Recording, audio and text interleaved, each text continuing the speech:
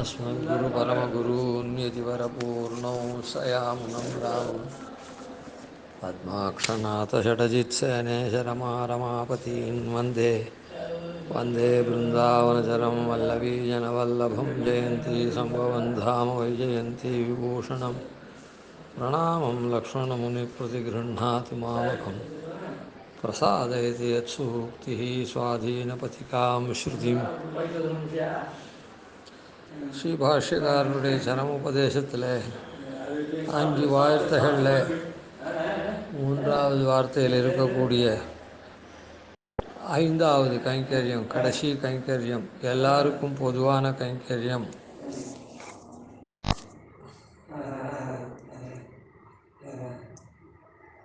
என்னுடையவன் என்று அபிமானிப்பான் ஒரு ஸ்ரீ வைஷ்ணவனுடைய அபிமானத்திலே ஒதுங்கி வர்த்தித்தல் செய்யலாம்.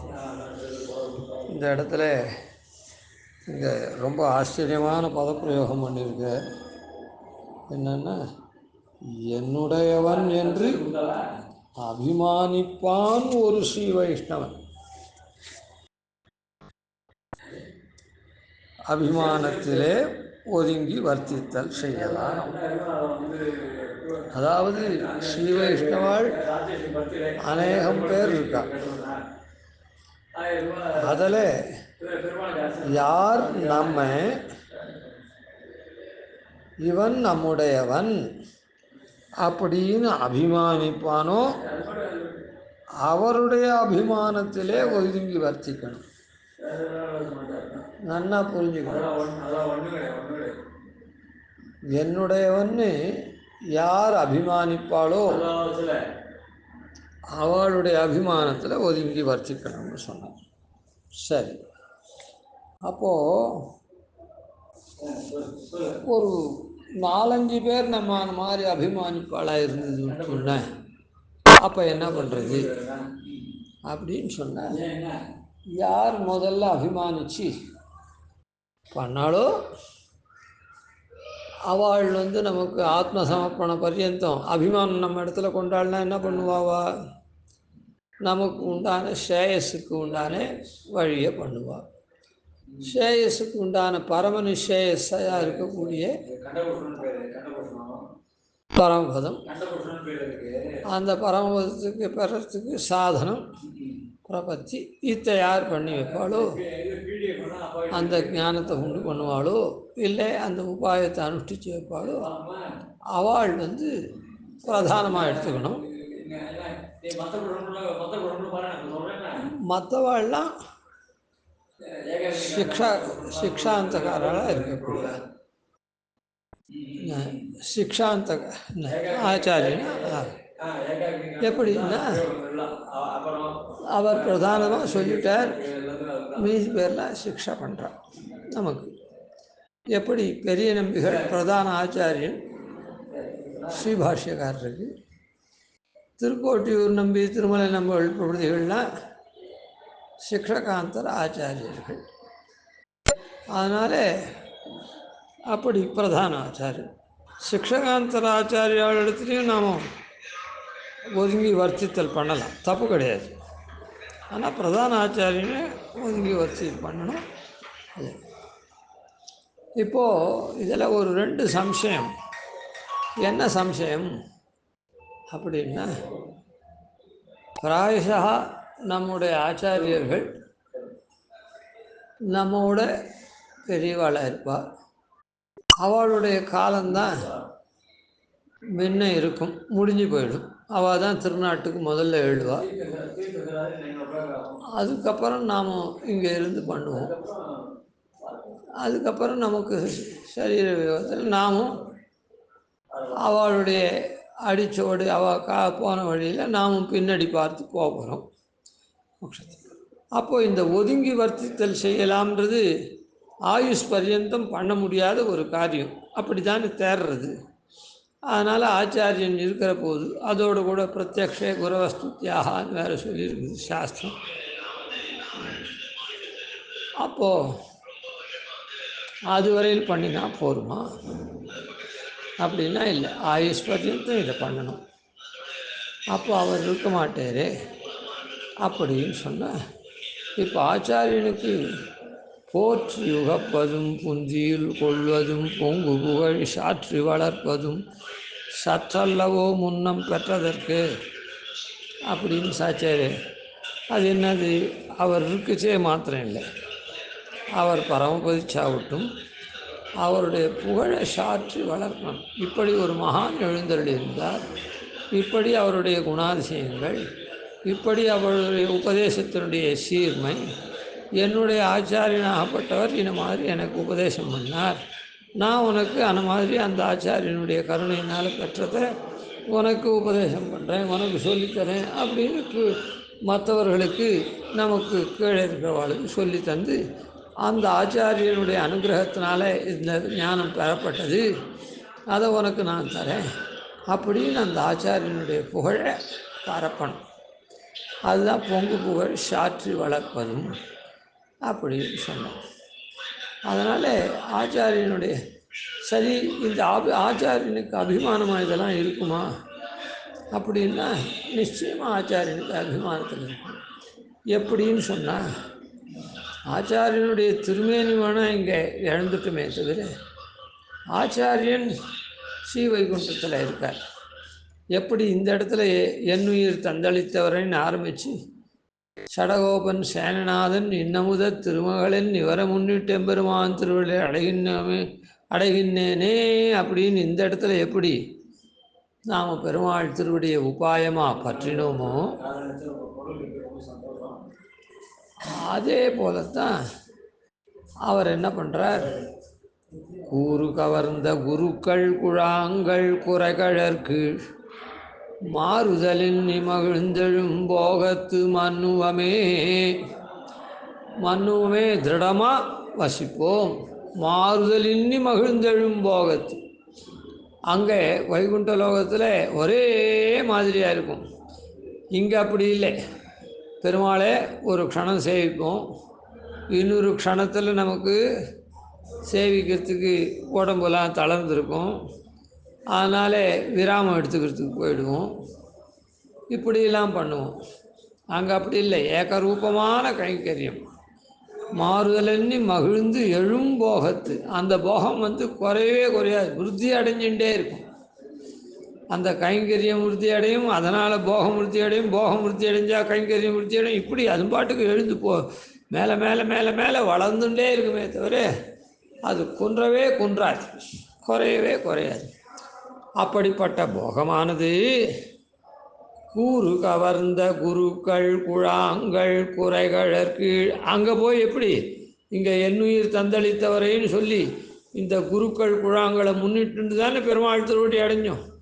அதே மாதிரி இந்த குருக்கள் குழாங்களுடைய திருவடியில் தான் அங்கே போயும் பெருமாளுடைய கைங்கரியத்தை இவாளுடைய சகாசத்தில் தான் பண்ண போகிறோம். கூறு கவர்ந்த குருக்கள். நாம் கூறு போட்டிருந்தோம் இத்தனை நாளாக, பெருமாள் வேறு நாம் வேறு, நாம் நம்மையே பார்த்துப்போம், நமக்கு நாமே சுவாமி அப்படின்னு, பெருமாள் இல்லை சுவாமி இல்லை அப்படின்னு அவனை கூறு போட்டு வச்சுருந்தவன், நீ வேற நான் வேறேன்னு.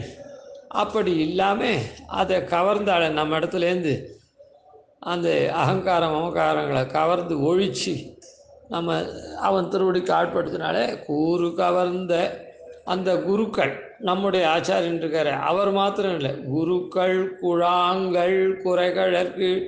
அவள் அந்த குழாங்களை அப்படியே வரிசையில் இருக்காவா, அந்த அவளுடைய குறைகழற்கு. குறைனா சப்திக்கிறது, அந்த கழல் அவள் திருவடியில் தண்டை போட்டுருக்கா அங்கே இருக்கக்கூடிய வைகுண்டத்தில் போன உடனே. ஏன்னா அந்த ஜீவன், இங்கே ஆச்சாரியனாக இருந்த ஜீவர்கள்லாம் அங்கே அவளுக்கு எம்பெருமானுடைய சகாசத்தில் தண்டை மாட்டிருக்குது. அந்த தண்டை சப்திக்கிறது, அதான் குறைகழற் கீழ் அப்படின்னு சொன்னார். அந்த எதுக்காக அங்கே தண்டை போட்டிருக்கான்னா, ஒருத்தர் ஒரு காரியம் பண்ணால் அவளை ஆனர் பண்ணுவாள். இப்போ கூட இந்த ஒலிம்பிக் அது இதெல்லாம் இருந்ததுன்னா சில்வர், கோல்டு, அப்புறம் பிராஸ் இப்படிலாம் பதக்கங்கள்லாம் தராளோ. வெள்ளி பதக்கம் தங்க பதக்கமெல்லாம். அதுபோல் அவள் அந்த சாதனையிலே வென்றவாள். அதுபோல் இந்த ஆச்சாரியர்கள்லாம் இந்த தட்டி தாவற்று ஓடக்கூடிய இந்த ஜீவர்கள் இருக்காளே நம் போல்வார், அவளெல்லாம் சிஷ்யராக்கி வென்றவாள் இந்த ஆச்சாரியர். அந்த வென்றத்துக்காக அவளுடைய திருவடியிலே சலங்க தண்டை போட்டிருக்கா. ஏன் திருவடிக்கு போடணும் அப்படின்னு சொன்னால், முதல்ல திருவடி தான் நமக்கு தஞ்சமாக இருக்கிறது. அதாவது இந்த திருவடியை பற்றினாக்கா அவள் மீறாத நம்ம ஆட்கொள்வோம். அதனால்தான் எம்பெருமானத்தில் கூட திருவடியை நாம் பற்றுறோம். அதனால்தான் மந்திரமும் ஸ்ரீமன் நாராயண சரணம் சரணம் பிரபத்யே அப்படின்னு சொல்லியிருக்குது. அதே மாதிரி ஆச்சாரியால் திருவடியை நாம் பற்றுறோம். பற்றின உடனே அவள் என்ன பண்ணுறா, தன் திருவடியை சித்தமாக நம்ம காப்பாற்றுறது அப்படின்னு சொல்லிட்டு இது நமக்கு கடமை அப்படின்னு அந்த கடமையிலேருந்து மீறாத கொஞ்சம் கூட மாறி நடக்காமல் நடக்கிறதுன்னு ஒரு சப்தம் இருக்கோ. நடக்கிறதுன்னா சொல்படி நடக்கிறதும் உண்டு, காலால் நடக்கிறதும் உண்டு. அதனுடைய தியோதனம்தான் அது சொல்படி நடக்கிறது. நாம் பிரார்த்தித்தபடிக்கு அவள் நம்ம கை கொண்டு நம்ம காப்பாற்றுறாளே, அப்படியான ஸ்திர பிரதிஷ்டிதமாக நிலை நிற்கக்கூடியவாளாக இருக்காளே, அங்கே விட்டுட்டு ஓடாதே. அதனால் அந்த தியோதகமாக இருக்கக்கூடிய அந்த திருவடி கழலுக்கு தண்டை போட்டுருக்கு. அதனால் இங்கே யாரை முன்னிட்டு எம்பெருமானை வணங்கினமோ உபாயமாக பற்றினமோ அதே ஆச்சாரிய புழாங்கள் சகாசத்தில் தான் அங்கேயும் போய் எம்பெருமான் திருவடிகளில் நாம் கைங்கரியம் பண்ணுறோம். அதனால் அவளை நாம் போற்றி உகந்து நம்முடைய புந்தியில் ஞானத்தில் எப்பவும் ஞாபகத்தில் வச்சுண்டு அவளுடைய புகழ் சாற்றி வளர்த்தால அவளுக்கு நன்னா தெரியும். அது ஒன்று. அது மாத்திரமில்லை, ஆச்சாரியனுடைய அபிமானத்தில் ஒதுங்கி வச்சுக்கிறதுன்னா, ஆச்சாரியனுக்கு கீழே வாரிசா 2 பேர் இருக்கா. ஒன்று ஞான சந்ததி, இன்னொன்று புத்திர சந்ததி. ஆச்சாரியனுடைய பிள்ளைகள் பெண்கள்லாம் இருக்காளே, அவளுக்கு நாம் யதாசக்தி கைங்கரியம் பண்ணணும். ஆச்சாரிய பெண் பிள்ளைகளுக்கெல்லாம், ஏன்னா அந்த பெண் பிள்ளைகள்லாம் ஆச்சாரியனால் இத்தனை நாளாக காப்பாற்றப்பட்டா. நாம் ஆச்சாரியன் இருக்குச்சே, ஆச்சாரியனுக்கு நாம் ஏதோ நம்மால் முடிஞ்சதை சமர்ப்பிச்சிருந்தோம். அதே அந்த பெண் பிள்ளைகள் அவளுக்கு, அதான் பிள்ளைகளோ பெண்களோ அவளுக்கெல்லாம் நாம் சமர்ப்பித்து, ஆச்சாரியன் இருந்தால் அந்த பெண் பிள்ளைகளுக்கெல்லாம் தான் ரட்சிப்பேரோ இல்லை, அதை போல் நாம் ஆச்சாரியன் தான் நாம் அவருக்கு சமர்ப்பிப்போம் இல்லை, அதை அவளுக்கெல்லாம் கொடுக்கும். அதே மாதிரி ஆச்சாரியனுடைய இந்த சம்பிரதாய பிரவர்த்தன காரியம் இருக்கு, அதை பண்ணக்கூடிய சில மகான்கள் அவர்கள்கிட்ட சிஷ்யராக இருந்து அவள் போதித்ததை பல பேருக்கு காலக்ஷேபம். அப்படிப்பட்ட ஞான சந்ததி, அந்த ஞான சந்ததிக்கும் நாம் உபகாரமெல்லாம் பண்ணணும். அது ஆச்சாரிய சந்ததிக்கு நாம் பண்ணக்கூடிய அபிமானிப்பான். இப்படி பண்ணுறதுனாலையும் அந்த ஆச்சாரியன் நமக்கு எப்பவும் அபிமானம், அந்த ஆச்சாரியனுடைய அபிமானம் நமக்கு தொடர்ந்து இருக்கும் அப்படின்றது சாஸ்திரம். குரும் பிரகாசயே தீமான் மந்திரம் யத்னேன கோபயேத் அப்பிரகாச பிரகாசாபியாம் க்ஷீயேதே சம்பதாயுஷி. குருவை பிரகாசிக்கணும், மந்திரத்தை மறைக்கணும். அப்படி இல்லாத மாறுதலாக குருவை பிரகாசிப்பிக்காது போய் மந்திரத்தை மறைக்காத பிரகாசனம் பண்ணான்னா அவனுடைய சம்பத்து ஆயுஷெல்லாம் குறையிறது அப்படின்னு சொல்லப்பட்டது. அப்போ சம்பத்து பிரகாசிப்பிச்சான்னா, ஆச்சாரியனை பிரகாசிப்பிச்சான்னா சம்பத்து ஆயுஷெல்லாம் வளர்றதுன்னு அர்த்தம்.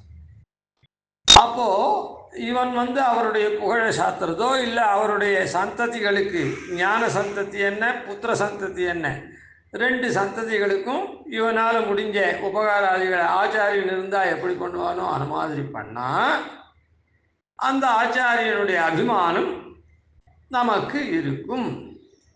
அது பிரத்யக்ஷமாக தெரியலன்னா கூட அது அனுகிரக ரூபேண பிரத்யக்ஷமாக இருக்குச்சே அவர் நம்ம நல்வழிப்படுத்தி நமக்கு அவருடைய திருவாக்கால இந்த காரியங்கள்லாம் இப்படியாவது நடக்கிறது, பரநியாசம் பண்ணியிருக்கேன், பெருமாளை சேவி அப்படின்லாம் நம்ம அபிமானத்தினால் திருத்தி பண்ணிக்கொள்கிறார்.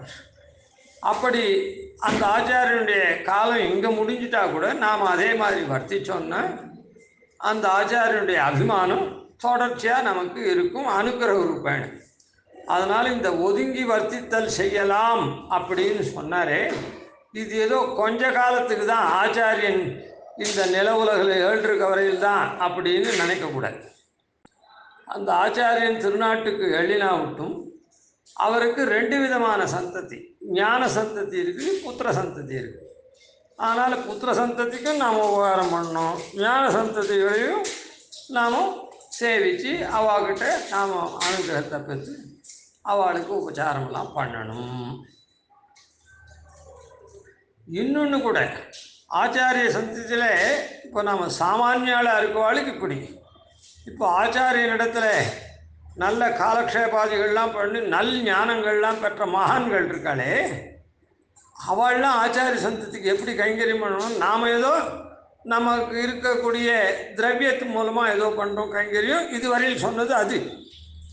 இப்படி அந்த ஆச்சாரியனிடத்தில் அதீதமான ஞானங்கள்லாம் பெற்றிருந்தாள்னா அப்படிப்பட்ட மகான்கள்லாம் அந்த ஆச்சாரியனுக்கு எப்படி கைங்கரியம் பண்ணணும்னு சொன்னால், அந்த ஆச்சாரியனுடைய புத்திராதிகள் இருக்காளே, அந்த புத்திராதிகளுக்கு அந்த ஆச்சாரியனிடத்துலேருந்து அவள்லாம் ஞானம் பெற்றுக்கலைன்னா அவளுக்கு ஞானத்தை போதிக்கலாம். அதுவே ஆச்சாரியனுக்கு இவா பண்ணுற கைங்கரியம் அப்படின்னு சுவாமி தேசிகன் ஸ்பஷ்டமாக சாதிச்சிருக்க. அதாவது தான் பெற்ற ஞானம் பிறருக்கு சொல்கிறா போல அந்த ஆச்சாரிய சந்ததியில் இருக்கிறவாளுக்கும் இவா அந்த ஞானத்தை கொடுக்கலாம், அதாவது உபதேசம் பண்ணலாம். அவள் என்ன அவள் சின்னவாளாக இருந்தால் அதுக்கு உதாரணம் நாதமுனிகளுக்கு வயசாகிடுத்து, அதனால் உய்யக்கொண்டார்கிட்ட சொன்னார். உய்யக்கொண்டாருக்கும் வயசாகிடுத்து, நம்முடைய ஆச்சாரியனுடைய ஆக்கியை நீர் தலை கட்டணும் அப்படின்னு அவருடைய சிஷ்யர் மணக்கால் நம்பிக்கு சொன்னார். மணக்கால் நம்பி என்ன பண்ணார்? ஆளவந்தாருக்கு அத்தை உபதேசம் பண்ணார். அதுவும் அவருக்கும் அவர் பிடிபட மாட்டார், நமக்கும் வயசாகி நமக்கும் காலம் ஆயிடுமோ என்னமோ அப்படின்ற சமயத்தில் ஆளவந்தாருக்கு பச்சையிட்டு நெடுநாள் பச்சையிட்டுனார். நித்தியம் தூது விளக்குறைய கொடுத்து, இன்னைக்கு கூட யாரோ ஒருத்தர், நான் இப்போ சன்னதியில் இருக்கேன், யாரோ ஒருத்தர் ஆச்சாரியனாக இருக்கக்கூடிய ஐஷங்கருக்கு ஒரு கீரையை தட்டு நிறைய கொண்டு வச்சு சமர்ப்பித்தார். சொல்லிக்கிட்டோம். அதனால் தங்கிட்ட எது இருக்குதோ அதை அந்த ஆளவந்தாரை பார்க்க முடியல இவரால், யமுனை துறைவரை. அதனால் அதுக்கு ஒரு உபாயத்தை தேடி தூதுவள கீரையை கொடுத்து அப்படி அந்த ஆளவந்தாருடைய சமாகமத்தை பெற்று ஆச்சாரியனுடைய நியமனமாய் ஆச்சாரியன் என்ன அவருக்கு போதிக்கணும்னு சொன்னாரோ அதெல்லாம் இவர் போதித்து வச்சார். அதை போல ஆச்சாரியனிடத்தில் பெற்ற ஞானத்தை சந்ததிக்கு கொடுக்கணும் போல இருந்ததுன்னா அதை கொடுத்தாள்னா அதுவும் கைங்கரியம், அதுவும் ஆச்சாரியனுடைய அபிமானத்தில் போய் சேரும். ஆச்சாரிய புத்திராதிகளை புத்திர பௌத்திராதிகளை அவள் சீர்மை மிகுந்தவாளா இவன் உண்டாக்கினதுனால இந்த சிஷ்யன் அந்த ஆச்சாரியனுடைய அபிமானத்தில் உதவி. இப்படி பின்னாள்லேயும் இல்லை இந்த ஆச்சாரிய கைங்கரியம் எப்படி பண்ணுறது, இது ஏதோ கொஞ்ச நாள் தான் அபிமானத்தில் ஒதுங்கி வர்த்திக்க முடியும்னு நினைக்க வேண்டாம். அப்படி என்ன அவள் ஆச்சாரியால் எப்பவும் நித்தியமாக இருக்காள். இந்த திருமேனியோட இந்த லீலாவிபூத்தில் இல்லையே தவிர எம்பெருமானை போல அங்கே எம்பெருமானோட கூடவா அந்த வைகுண்ட லோகத்தில் இருக்கா. அங்கேருந்து நம்முடைய இதெல்லாம் எப்படி எம்பெருமான் கட்டாட்சிக்கிறானோ நாம் பண்ணக்கூடிய காரியத்தில், அதை போல் அந்த ஆச்சாரியாலும் இந்த விஷயத்தில் நம்ம கட்டாட்சிச்சுட்டே இருக்கா. அதனால் அபிமானிப்பான் ஒரு ஸ்ரீ வைஷ்ணவனுடைய அபிமானத்திலே ஒதுங்கி வர்த்தித்தல் செய்யலாம் அப்படின்னு சொன்னது எல்லாருக்கும் இந்த 5 கைங்கரியங்களும் உண்டு. அந்த கடைசி கைங்கரியம் அதான் எல்லாருக்கும் 5 கைங்கரியத்தை பொதுவாக இது பண்ணார். அந்த 5 கைங்கரியங்களை இந்த 5வது கைங்கரியம் எல்லாருக்கும் உண்டு. இதுக்கு யோக்கியத்தை இல்லையாகில் அப்படின்னு வேற ஒரு கைங்கரியம் நியமிக்கலை. இந்த கைங்கரியத்தை எல்லாரும் பண்ணணும். நம்முடைய வாழ்நாள் முடிகிற பர்யந்தம் பண்ணணும். ஏதோ ஆச்சாரியனுடைய வாழ்நாள் முடிஞ்சு போச்சு, அவர் திருநாட்டுகள்கிட்ட நாம் அதோடு போயிட்டு இருக்கலாம் அப்படின்னு இல்லை. ஆச்சாரியனுடைய அபிமானத்தில் ஒதுங்கி வர்த்தித்தல் செய்யலாம்ன்றது ஆச்சாரியன் நியமித்த காரியத்தை நாம் நம்முடைய ஆயுஷ் பரியம் பண்ணுறதும் அவருடைய அபிமானத்தில் ஒதுங்கி வர்த்திக்கிறதுல ஒரு விஷயந்தான். ஏன்னா ஆச்சாரியன் என்ன உபதேசம் பண்ணானோ அதை சிஷ்யன் கடைப்பிடிச்சான்னா தான் அது ஆச்சாரியனுக்கு அவன் செய்யக்கூடிய உபகாரம். அவர் ஒன்று சொல்ல இவர் ஒன்று பண்ணான்னா அது ஆச்சாரியன் தரத்தில் இவன் பண்ணக்கூடிய உபகாரம் என்று அவனுடைய அபிமானத்தில் ஒதுங்கி வர்த்திக்கிறது என்று அர்த்தம் இல்லை. அதனால் இப்படி ஸ்ரீபாஷ்யக்காரர் 5 விதமான கைங்கரியங்களை நமக்கு அனுக்ஞா கைங்கரியில் பண்ணினார். இதை நம்முடைய யோகிதானுரூபமாக நாம் இதை கட்டாயம் பண்ண வேணும். இப்படியான கைங்கரியங்கள் பண்ணச்சே நாம் எப்படி வர்த்திக்க வேண்டும் அப்படின்றத மேலே சாய்க்கிறார். 4வது வாக்கியத்தினாலையும் 5வது வாக்கியத்தினாலையும் அதெல்லாம் மேலே பார்க்கும். கவிதார்க்கே சிம்மாய கல்யாண குணசாலினே ஸ்ரீமதே வெங்கடேஷாய வேதாந்த குரவே நமः. ஆதிவன்ஷடோபாதீனதிவர்யான் பஜேனிஷம் ஸ்ரீரங்கபூருஷடீத்யதீசானபதாஸ்ரயம் ஸ்ரீவத்சம்சரகம் வந்தே ஸ்ரீகிருஷ்ணதேசிகம்.